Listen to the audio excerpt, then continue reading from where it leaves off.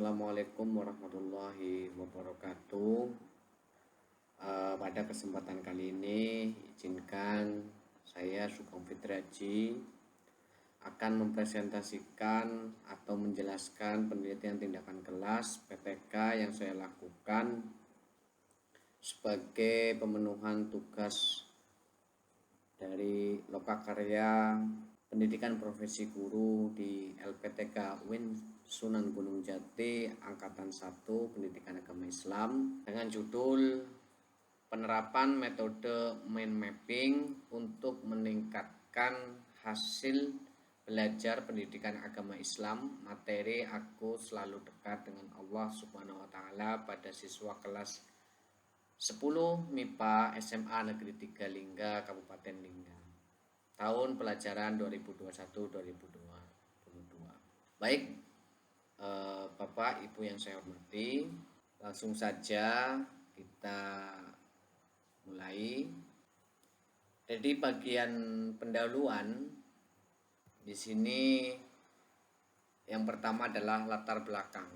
Latar belakang penelitian tindakan kelas yang saya lakukan ini itu terjadinya atau adanya metode pembelajaran yang dilakukan oleh guru ini masih bersifat monoton, ya, yang mana masih menggunakan metode ceramah sehingga terjadilah hasil prestasi siswa banyak yang tidak memuaskan.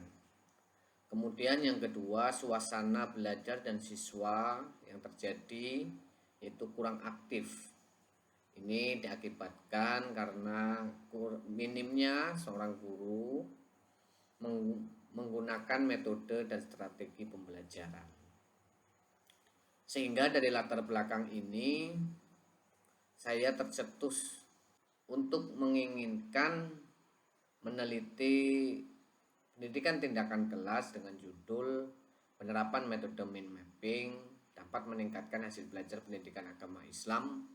Materi aku selalu dekat dengan Allah Subhanahu wa taala pada siswa kelas 10 MIPA SMA Negeri 3 Lingga Kabupaten Lingga tahun pelajaran 2021-2022. Nah, sehingga saya lebih tertarik untuk kemudian melakukan penelitian tindakan kelas tersebut. Selanjutnya dari latar belakang ini maka saya merumuskan masalah apakah penerapan metode mind mapping dapat meningkatkan hasil belajar pendidikan agama Islam. Materi aku selalu dekat dengan Allah Subhanahu wa taala pada siswa kelas 10 MIPA SMA Negeri 3 Lingga Kabupaten Lingga tahun pelajaran 2021-2022. Jadi inilah rumusan masalah yang saya kembangkan atau yang saya ambil dari latar belakang masalah yang kemudian tadi sudah saya sampaikan. Dari rumusan ini kemudian saya menentukan tujuan penelitian. Jadi tujuan penelitian tindakan kelas yang saya lakukan ini untuk mengetahui, ya, apakah untuk mengetahui dengan penerapan metode mind mapping dapat meningkatkan hasil belajar pendidikan agama Islam. Materi aku selalu dekat dengan Allah Subhanahu wa taala pada siswa kelas 10 MIPA SMA Negeri 3 Lingga Kabupaten Lingga tahun pelajaran 2021-2022. Kemudian manfaat penelitiannya yang pertama ada secara teoritis maupun secara praktis. Secara teoritis ini harapannya menjadi sebuah pengetahuan dan hasanah keilmuan baru tentang pembelajaran aku selalu dekat dengan Allah Subhanahu wa taala dengan menggunakan metode mind mapping pada siswa kelas 10 MIPA SMA Negeri 3 Lingga. Kemudian memberikan kontribusi perbaikan pembelajaran yang dapat digunakan oleh guru agar melakukan inovasi-inovasi pembelajaran sesuai dengan materi yang disampaikan sehingga hasil belajar dapat tercapai dengan baik. Kemudian yang kedua adalah manfaat praktis. Manfaat praktis ini bagi siswa yang pertama yaitu dengan adanya penelitian tindakan kelas, kesalahan dalam proses pembelajaran akan cepat dianalisis dan diperbaiki sehingga kesalahan tersebut tidak akan berlanjut. Jika kesalahan dapat diperbaiki, hasil belajar siswa juga diharapkan dapat meningkat. Kemudian bagi guru, hasil penelitian tindakan kelas ini dapat dimanfaatkan oleh guru untuk memperbaiki proses pembelajaran yang dikelolanya, karena memang sasaran akhir penelitian tindakan kelas adalah perbaikan pembelajaran. Dengan penelitian tindakan kelas, guru dapat berkembang secara profesional karena dapat menunjukkan bahwa ia mampu menilai dan memperbaiki pembelajaran yang dikelolanya. Kemudian bagi sekolah, harapannya dapat bermanfaat hasil penelitian ini. Penelitian tindakan kelas ini diharapkan dapat dijadikan sebagai bahan masukan bagi sekolah guna meningkatkan mutu akademiknya, terutama akademik siswanya, khususnya pada mata pelajaran pendidikan agama Islam. Selanjutnya, kajian pustaka ya. Pada kajian pustaka ini ada 3 poin. Yang pertama yaitu hasil belajar. Selanjutnya kajian pustaka yang selanjutnya adalah pendidikan agama Islam. Kemudian metode mind map. Kemudian yang terakhir landasan teori atau kajian pustakanya, yaitu adalah materi Asmaul Husna. Selanjutnya hipotesis tindakan. Ya, hipotesis tindakan di sini penggunaan metode mind map ini dapat meningkatkan hasil pendidikan agama Islam. Materi Aku Selalu Dekat Dengan Allah Subhanahu wa Ta'ala pada siswa kelas 10 MIPA SMA Negeri 3 Lingga Kabupaten Lingga tahun pelajaran 2021-2022. Jadi harapannya hipotesis tindakan saya adalah metode mind map ini dapat meningkatkan hasil belajar pendidikan agama Islam. Kemudian yang selanjutnya yaitu metodologi penelitian ya. Jadi saya akan mendeskripsikan bagaimana sih kerangka penelitian atau langkah-langkah penelitian yang saya lakukan dengan tindakan kelas. Yang pertama adalah setting penelitian ya. Jadi waktu penelitian yang saya lakukan yaitu bulan Juli sampai Agustus. Namun di sini jika nanti bisa merembet kepada bulan September. Kemudian tempat penelitian adalah SMA Negeri 3 Lingga. Jenis penelitian adalah penelitian tindakan kelas. Kemudian subjek dari penelitian yaitu adalah siswa kelas 10 MIPA SMA Negeri 3 Lingga ya. Alur penelitian yang saya gunakan ya di sini adalah seperti alur-alur penelitian tindakan kelas, yang mana diawali dengan perencanaan, kita menyiapkan RPP, instrumen, kemudian tindakan, kita melaksanakan apa yang kita sudah rencanakan. Setelah itu kita melakukan pengamatan ya, mengamati aktivitas yang terjadi dalam proses pembelajaran, baik mengamati hasil tes siswa ya. Kemudian yang terakhir saya melakukan refleksi atau analisis data yang untuk diadakan tindak lanjut atau diadakan tindakan selanjutnya. Selanjutnya teknik pengumpulan data, ini adalah observasi, wawancara, dokumentasi, dan tes. Namun di sini saya menitik beratkan hanya pada observasi, dokumentasi, dan tes. Wawancara ini nanti digunakan jika memang diperlukan. Selanjutnya analisis data. Di sini yang saya lakukan adalah saya mengumpulkan data pengamatan dan tes ya. Jadi saya menggunakan kolaborator, teman guru sejawat yang mana menjadi pengamat, ikut membantu mengamati proses aktivitas pembelajaran, dan saya juga melakukan tes. Tes ini digunakan sebagai bahan untuk mengetahui apakah metode yang saya gunakan dalam proses pembelajaran ini dapat meningkatkan hasil belajar siswa. Kemudian menentukan kriteria, di sini artinya saya menentukan kriteria bagaimana tindakan yang dikatakan berhasil ini harus memperoleh berapa persen dari ketuntasan klasikal ya. Terus kemudian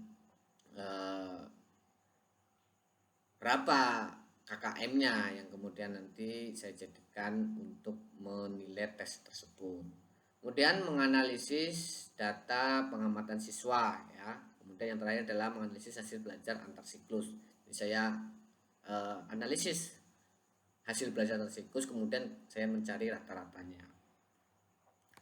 Yang selanjutnya indikator keberhasilan tindakan. Jadi tindakan ini dikatakan berhasil jika hasil belajar pendidikan agama Islam materi Aku Selalu Dekat Dengan Allah Subhanahu wa Ta'ala pada siswa kelas 10 MIPA SMA Negeri 3 Lingga itu meningkat ya. Kemudian yang kedua, tindakan ini dikatakan berhasil jika siswa kelas 10 MIPA SMA Negeri 3 Lingga 85% secara klasikal memperoleh ketuntasan atau memperoleh nilai minimal 75 sesuai dengan KKM. Yang selanjutnya adalah hasil penelitian dan pembahasan, ya. Baik, dalam hasil penelitian dan pembahasan saya akan sedikit mendeskripsikan. Di sini penelitian dilakukan pada semester pertama di kelas 10 ya, 10 SMA Negeri 3 Lingga ya. Subjek penelitiannya ini lebih tepatnya yaitu kelas 10 MIPA SMA Negeri 3 Lingga dengan jumlah siswa 15 orang yang terdiri 6 siswa laki-laki, 9 siswa perempuan. Jumlah jam pendidikan agama Islam 3 jam per minggu, dalam tiap jam adalah berjumlah 45 menit. Peneliti mengadakan PTK siklus 1 dan siklus 2 dengan diamati teman sejawat ya yang bernama Bapak Asmunir. Kemudian setelah pembelajaran berakhir, peneliti mengadakan diskusi dengan teman sejawat, membahas hasil temuan peneliti dari hasil pengamatan oleh teman sejawat. Yang selanjutnya, deskripsi prasiklus ya, berdasarkan hasil tes awal didapat bahwa rata-rata hasil belajar siswa pada mata pelajaran PAI masih berada di bawah kriteria ketuntasan minimal yang telah ditetapkan yaitu 75, sedangkan nilai tuntas siswa yang diperoleh hanya persentasenya 46,6%, ya maaf ya, dari seluruh total siswa. Hal ini dikarenakan dalam penggunaan metode belum variatif ya, ada beberapa siswa yang main sendiri dan faktor sinyal sehingga siswa keluar masuk sehingga hasil pelajaran masih kurang maksimal. Nah, setelah saya melakukan prasiklus ini, kemudian saya melaksanakan siklus yang pertama. Pada deskripsi siklus yang pertama, berdasarkan hasil tes pada siklus yang satu didapati siswa yang telah tuntas dalam belajarnya itu meningkat 11 siswa ya, sehingga menjadi 73,3% dari 46,6% menjadi 73,3%. Sedangkan rata-rata prestasi belajar siswa secara klasikal ini sebanyak 79. Namun indikator pencapaian tindakan ketuntasan secara klasikal minimal 85% yang sudah saya buat ini belum tercapai, sehingga peneliti atau saya merencanakan tindakan siklus yang kedua. Nah, deskripsi siklus yang kedua yaitu berdasarkan hasil tes pada siklus yang kedua, ya maaf salah ketik ya.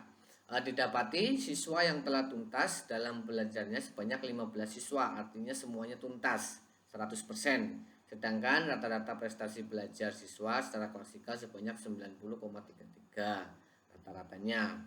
Karena hasil ketuntasan klasikal sudah melebihi 85%, jadi pembelajaran di siklus kedua dikatakan berhasil, sehingga penelitian ini saya hentikan. Nah, jadi hanya sampai kepada siklus kedua karena sudah mencapai 85% ke atas. Kemudian pembahasannya, jadi berdasarkan deskripsi di atas, maka diketahui bahwa ketuntasan belajar siswa mengalami peningkatan mulai dari kondisi awal prasiklus sampai dengan siklus yang kedua. Pada kondisi awal, siapa yang telah tuntas dalam belajarnya sebanyak 7 siswa atau 46,6%. Kemudian meningkat pada pelaksanaan tindakan siklus 1 menjadi 11 siswa 73,7%. Sehingga dari kondisi awal ke siklus 1 jumlah siswa yang telah tuntas dalam belajarnya mengalami peningkatan sebanyak 4 siswa atau 26,7%.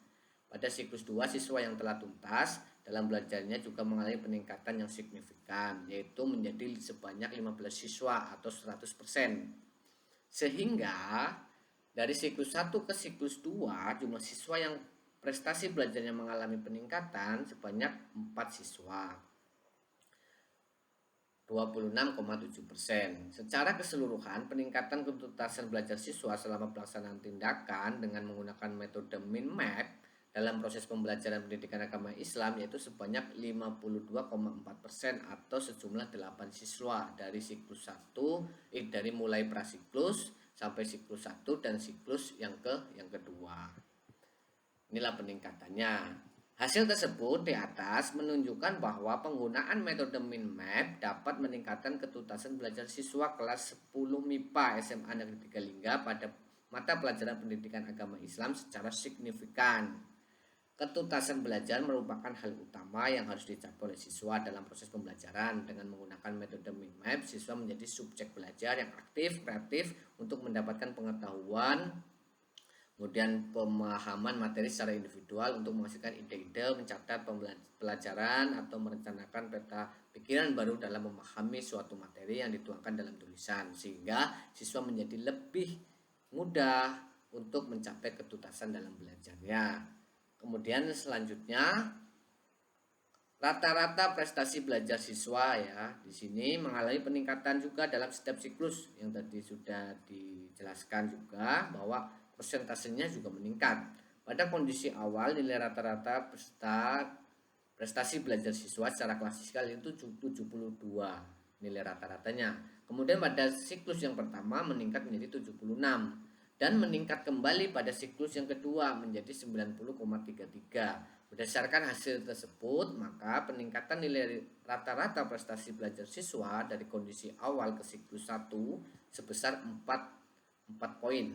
Nah, sedangkan dari siklus 1 ke siklus 2 terjadi peningkatan yang signifikan dengan nilai rata-rata belajar siswa sebesar 14,33 poinnya.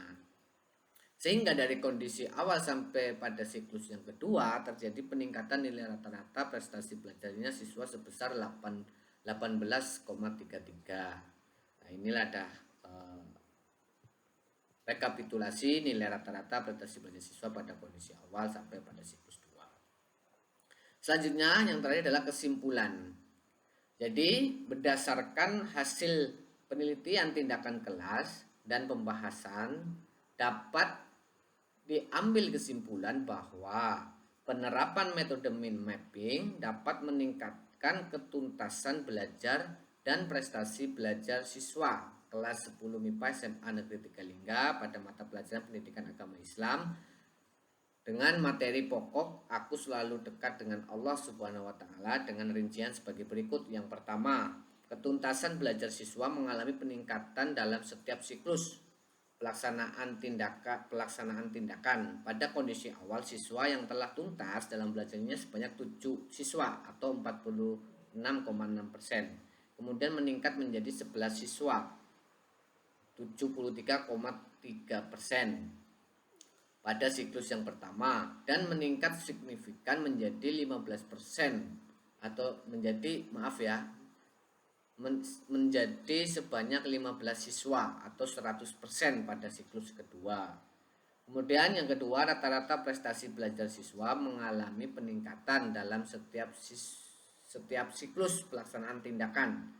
Pada kondisi awal, nilai rata-rata prestasi belajar siswa secara klasikal sebesar 72, meningkat menjadi 76 pada siklus yang pertama dan meningkat kembali secara signifikan pada siklus yang kedua menjadi 90,33 nilainya. Kemudian sarannya berdasarkan kesimpulan di atas, hal-hal yang perlu diperhatikan sebagai berikut. Nah, yang pertama bagi guru seharusnya menerapkan metode mind map pada mata pelajaran yang lain karena hasil penelitian tindakan kelas menggunakan metode ini berhasil, namun tetap juga disesuaikan dengan kondisi karakteristik materi. Bagi siswa, hendaknya memperhatikan guru saat sedang menyampaikan materi pelajaran dan harus percaya diri saat menyampaikan hasil presentasi atau karya. Kemudian bagi sekolah, pihak sekolah melakukan pembinaan terhadap guru untuk melatih kreativitas dan meningkatkan profesionalitas guru. Baik Bapak Ibu, itu saran dari saya dan terima kasih. Terima kasih sudah mendengarkan presentasi dan penjelasan penelitian tindakan kelas yang sudah saya lakukan. Mudah-mudahan ini bermanfaat dan juga dapat menjadi amal jariah untuk kita semua. Allahumma amin ya rabbal alamin. Sekian Bapak Ibu, ini dari saya. Kurang lebihnya saya mohon maaf. Wabillahi taufiq wal hidayah. Wassalamualaikum warahmatullahi wabarakatuh.